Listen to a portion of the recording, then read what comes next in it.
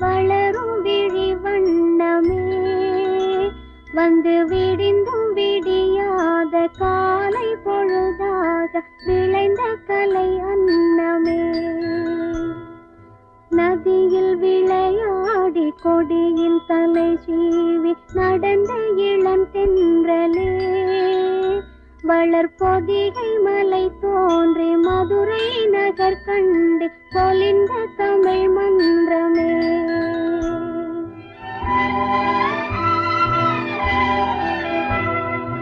மலர்ந்து மலராத பாதி மலர் போல வளரும் விழி வண்ணமே